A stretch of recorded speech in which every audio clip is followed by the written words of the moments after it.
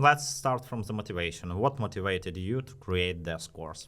Yep. I guess my main motivation was that to record the course was my dream, and I like to share my knowledge, to teach others, to share my experience and help them to do what I can do the best. And of course, I want to share this course with others. I want that other developers become senior and more senior, and they can work in different top companies on the top positions.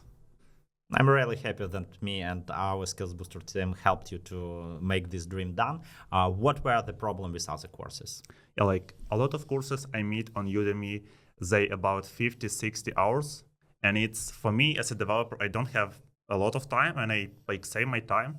And it's really difficult to pass these courses because I need to watch this course, I need to repeat some materials, do some practice, and I can multiply it in 3 times. So, and it's really a big number of hours you need to spend.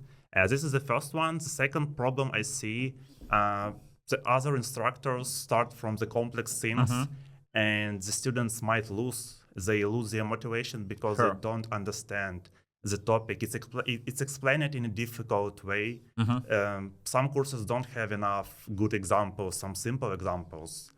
And I want to change it. I want to give students some short course. Currently, it's 3 hours of a practical React part for the beginners. Later, we're going to update it and add more sections. And it's also well structured, which I suppose also the main key of the success of the course, because students can easily navigate through the course and find the material.